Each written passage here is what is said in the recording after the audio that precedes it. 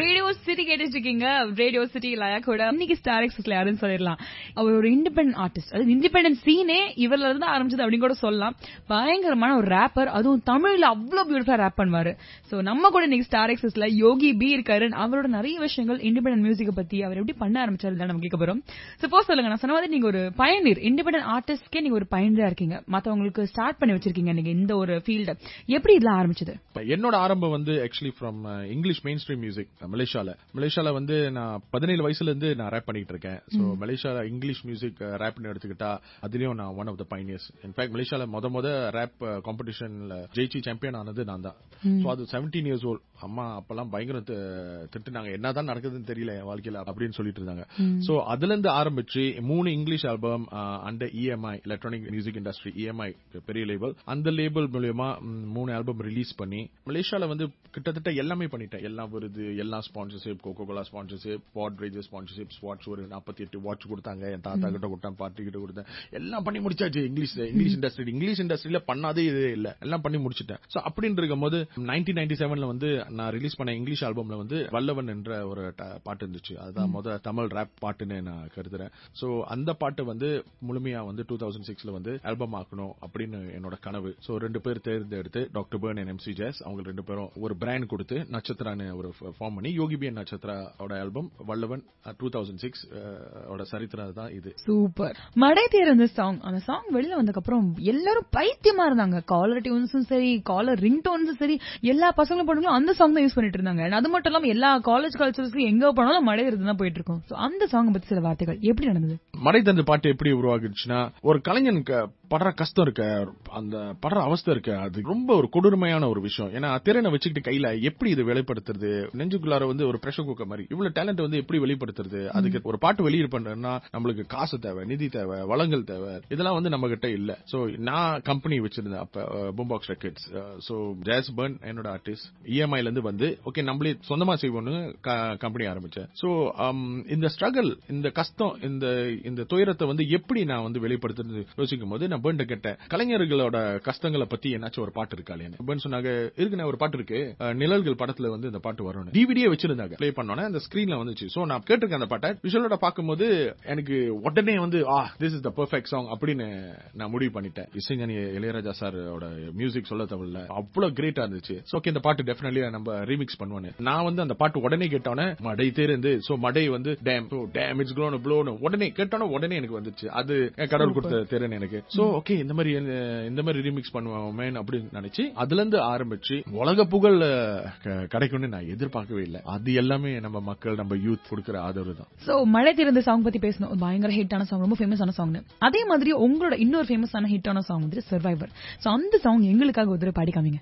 சரித்திரம் புரட்டு, போராட்டம் பல்லாயிரம், தடைகள் வென்றவர் யார், சாமானியன் எல்லோரும், இருட்டு பாதைகளில் தன்னம்பிக்கை தீப்பந்தம், துணிந்தவன் முன் வந்தால் விதிகளை மதி வெல்லும், பாடங்கள் கற்றதால் விழவிழ நான் எழுவேன், முதுகெலும்பு சிதைந்து my pain, my game is beyond pain, do or die, be the best, look inside, manifest, தொடுவோம் சிகரம், வருங்காலம் நம்மை போற்றுமடா. சூப்பர். அப்பா அந்த எனர்ஜி, அந்த ஸ்ட்ரென்த் கேட்கவே வேணாம். இன்னைக்கு வந்து IPL ஸ்டார்ட் பண்றதுமா இந்த ஒரு பாட்டை கேட்டு ஆரம்பிக்கிறோம் அப்படின்னா பயங்கரமா இருக்கு. சோ நீங்க வந்து இண்டிபெண்டன்ட் ஆர்டிஸ்டா இருந்திருக்கீங்க, நிறைய பாடல்கள் பாடிருக்கீங்க, எழுதிருக்கீங்க. பட் ஒரு பிளேபேக் சிங்கர் ஆவீங்க அப்படின்னு நினைச்சு பாத்தீங்களா, யோசிச்சு பாத்தீங்களா? இல்ல, நான் எதிர்பார்க்கல. ஏன்னா நான் வந்து இண்டிபெண்டன்ட் சீன்ல இருந்து ஆரம்பிச்சதுனால எனக்கு வந்து தமிழ் படத்துல வந்து ஒரு வாய்ப்பு கிடைக்கும், இல்ல அதை நோக்கி போவோம் அப்படின்னு ஒரு எண்ணம் இல்லை என்கிட்ட. ஆனா அந்த வாய்ப்பு வரும்போது சுத்தி இருந்த நல்ல உள்ளங்கள், நிறைய தெரிஞ்சவங்க என்ன சொன்னாங்கன்னா, மடையா தயவு செஞ்சு இதை விட்டுறாதடா, உனக்கு தெரியாது இது ஒரு பெரிய கடல், இதுல இருந்து நிறைய வாய்ப்பு வரும், உலக புகழ் வரும், நீ சினிமா உலகத்தை வந்து உனக்கு புரியல, இதோட பவர் உனக்கு தெரியல. சோ டெஃபினெட்லி என்னாச்சும் வாய்ப்பு வந்துச்சுன்னா டெஃபினெட்லி எடுத்துருங்க. சோ ஃபர்ஸ்ட் வாய்ப்பு எனக்கு வந்து கொடுத்தது வந்து வெற்றிமாறன் சார். பாட்டை கேட்டுட்டு டெஃபினெட்லி யோகி நீங்க வேற லெவல் ரிமிக்ஸ் பண்றீங்க, உங்களுக்கு நிறைய திறமை இருக்குன்னு அப்படின்னு சொல்லி அவரு அழைப்பு கொடுத்து அப்புறம் இந்த வாய்ப்பு வந்து அதுல இருந்து தான் நான் உணர்ந்தேன், இது இவ்வளவு பெரிய கடல்னு. நினைச்சேன் இவ்வளவுதான், ஓகே இவ்வளவு ஆழந்தானு. அன்னைக்கு ஆரம்பிச்சது இன்னைக்கு வரைக்கும் இன்னும் ஷாக்ல தான் இருக்கேன். சோ நீங்க தான் ஃபர்ஸ்ட் தமிழ் ராப் பண்றது அப்படின்னு ஆரம்பிச்சது நீங்க தான். எந்த ஒரு ரெஃபரன்ஸஸுமே கிடையாது உங்களுக்கு. சோ எப்படி பண்ணீங்க? ரேப் ஆரம்பிக்கும் போது வந்து நான் ரேப்பை வந்து ரொம்ப சீரியஸா ஒரு கலையா மதிச்சு ஆரம்பிக்கிறேன். சோ இதோட சரித்திரம், இதோட ஆரம்பம் ஃபுல்லா எனக்கு தெரியும். ஆரம்பிக்கும் போது நான் ஃபுல்லா இங்கிலீஷ்ல தான் ரேப் பண்ணிட்டு இருந்தேன். வீட்டுல வந்து முக்காவாசி நான் இங்கிலீஷ் தான் பேசுவேன். அம்மா தான் தேவாரம் கிளாஸ்க்கு அனுப்பி தேவாரம் படிக்க சொல்லி தோடுடைய செவியன் எல்லாம் படிச்சு அதுல இருந்து எனக்கு தமிழ் ஆசை, அன்பு அதெல்லாம் வந்துச்சு. அம்மா வந்து தமிழ் கலாச்சாரம் ஃபுல் 100% எல்லாத்துலயும். ஏன்னா அவங்க வந்து தாத்தா வந்து தமிழ் பள்ளி பேராசிரியர், அவங்க தமிழ் மாணவி. ஆனா என்னை வந்து தமிழ் ஸ்கூலுக்கு அனுப்பல அவங்க. நான் என்னை இங்கிலீஷ் ஸ்கூலுக்கு தான் அனுப்புனாங்க. சோ இன்னைக்கு வரைக்கும் எனக்கு தமிழ் எழுத படிக்க தெரியாது. ஆனா தமிழ்ல இருக்கிற ஒரு பெரிய விஷயம் அந்த அறம், அந்த பாசம், அந்த நேசம், அந்த கல்வி, அந்த ஞானம் எனக்கு வந்து முழுசா அம்மா வந்து காமிச்சிட்டாங்க. காலையில இருந்து ராத்திரி வரைக்கும் வருஷம் பூரா வாழ்க்கை பூரா இப்படிதான் இதெல்லாம் நீ பண்ணுண்டா. சோ இது வந்து இங்கிலீஷ் படிச்சதுனால எப்படி நான் இது வந்து நான் தமிழ்ல நான் ரேப் பண்றது அப்படின்னு யோசிக்கும் போது சோ இது ரொம்ப கஷ்டமான விஷயம், ரொம்ப கஷ்டமான விஷயம். ஏன்னா இது வந்து 100% இங்கிலீஷ்லயே வந்து ஒரு சப் பிரான்ச், அதாவது கருப்பினர் பண்ற ஹிப்ஹாப், அவனோட ஸ்லாங், அவனோட ஸ்டைல், இந்த ஒரு விஷயமும் தமிழுக்கும்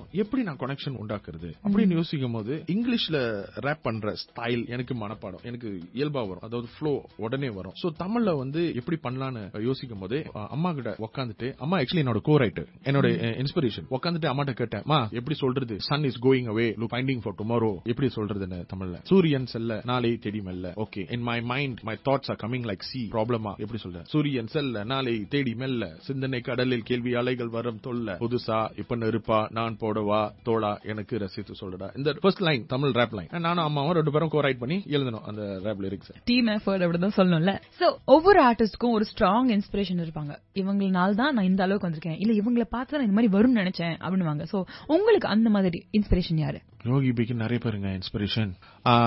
யோகி பியோட இன்ஸ்பிரேஷன் வந்து எங்க அம்மா, தமிழ் பாட்டு பெரிய பீமர்கள் பெரியவங்க, MSV sir, Ilaiyaraaja sir, Rahman sir. மத்தபடி இன்ஸ்பிரேஷன் சொன்னா அப்பா, அம்மா, நல்ல உள்ளங்கள், ஜெனரலி நல்ல உள்ளங்கள், சரித்திரத்துல இருக்கிற சர்வைவர் பாட்டு வந்து ஆக்சுவலி ரொம்ப பொருந்தது. ஏன்னா நம்ம கஷ்டப்படுறோம், இவ்வளவு ஒரு நரகத்துல நம்ம வாழ்ந்துட்டு இருக்கோமே, இதெல்லாம் ஏன் நம்மளுக்கு நடக்குதுன்னு அப்படின்னு யோசிக்கும் போது அம்மா எப்பவுமே சொல்லுவாங்க, நீ ரொம்ப கஷ்டப்படுற, உன்னோட நிலைமை ரொம்ப மோசமா இருக்குன்னு நீ நினைக்காத, உன்னோட ரொம்ப மோசமா நிறைய பேர் இருக்காங்க, அவங்கலாம் அதெல்லாம் தாண்டி வராங்க, அந்த தில்லு வேணும் உனக்கு வாழ்க்கையில.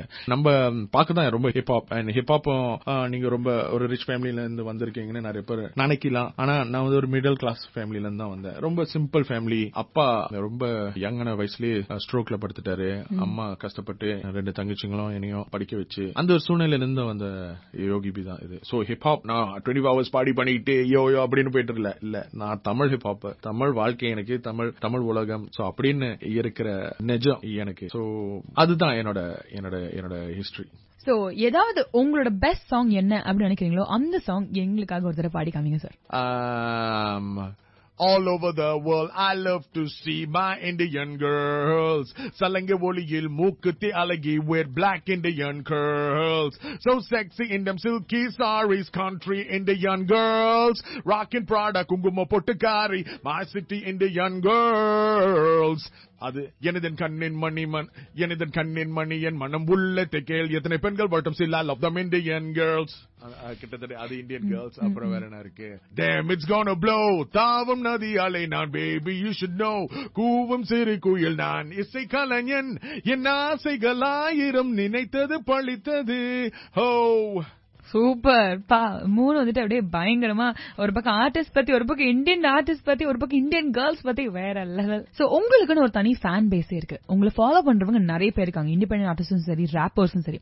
சோ அந்த மாதிரி இண்டிபெண்டன்ட் ஆர்டிஸ்ட்க்கும் ராப்பர்ஸ்க்கும் நீங்க என்ன சொல்லணும்னு நினைக்கிறீங்க? எல்லாருக்கும் என்ன அட்வைஸ் கொடுக்க விரும்புறேன்னா, தயவு செஞ்சு புகழ், பணம், முக்காவாசி ஆண்கள் இருக்கிறதுனால பெண், இந்த 3 பீஸ விட்டுட்டு கலை, கலாச்சாரம், தமிழ் நெறி, இதை குறிப்பா வச்சு பண்ணி தயவு செஞ்சு முக்கியத்துவம் கொடுங்க. ஏன்னா நிறைய ஆர்டிஸ்ட் வந்து இப்ப வந்து ஓகே நான் ஃபேமஸ் ஆகணும், என் ரேப் பாட்டு ஹிட் ஆகணும், நிறைய பேர் என்னை பார்க்கணும், சோஷியல் மீடியால நிறைய லைக் வரணும், நானும் ஒரு ரேப்பர், நிறைய பேர் இந்த மாதிரி இருக்காங்க. ஆனா சிலர் தான் வந்து உண்மையிலே ஒரு கலைஞனா ஆகணும்னு அப்படின்னு ஒரு கொள்கை வச்சிருக்காங்க. புதுசா வர இண்டிபெண்டன்ட் ஆர்டிஸ்டும் சரி, அது ஹிப்ஹாப் ஆர்டிஸ்டா இருக்கலாம், இல்ல மத்த ஜானரோட ஆர்டிஸ்டா, ராக்கர்ஸா இருக்கலாம், பொதுவா இருக்கிற இளைஞர்கள் ஒரு ஆர்டிஸ்டா ஆகணும், கலைஞனா ஆகணும்னா முக்கியமா நான் சொல்ற ஒரு விஷயம் என்னன்னா, ஒரு கலைஞனுக்கும் ஒரு மியூசிஷியனுக்கும் பெரிய வித்தியாசம், ஒரு ஆர்டிஸ்டுக்கும் ஒரு மியூசிஷியனுக்கும் பெரிய வித்தியாசம். மியூசிஷியன் வந்து இசை திறன் படைத்தவர்கள் தான் மியூசிஷியன். ஆனா கலைஞன் எப்ப மாறுறாங்கன்னா அதுல ஒரு கொள்கை, ஒரு வாழ்க்கை நெறி, அவங்களோட மியூசிக்ல ஒரு உயிர் இருக்கும்போது தான் அவர் கலைஞனா மாறுறாங்க. பயங்கரமான ஒரு சிங்கர், பயங்கரமான ஒரு ரேப்பரா இருந்து சொல்ற விஷயமும் சரியில்லாம நீனும் ஒரு டுபாகரா இருந்தனா நீ கலைஞனே இல்ல. சோ இப்ப வர தம்பி தங்கைகள் தான் என்ன சொல்றேன்னா, ஆர்டிஸ்ட் ஆகணும், நான் ஒரு கலைஞனா ஆகணும், சமூகத்துக்கு நான் கொடுக்கிற இசை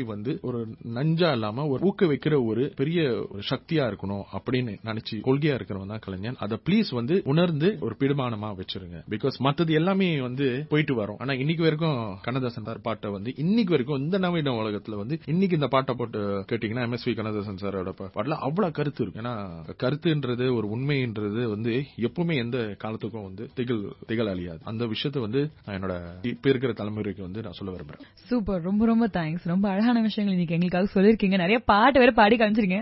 சோ தேங்க்யூ சோ மச் இன்னைக்கு எங்களுக்கு இன்டர்வியூ கொடுத்ததுக்கு. ரேடியோ சிட்டி தமிழ், எங்கேயும் எப்பொழுதும்.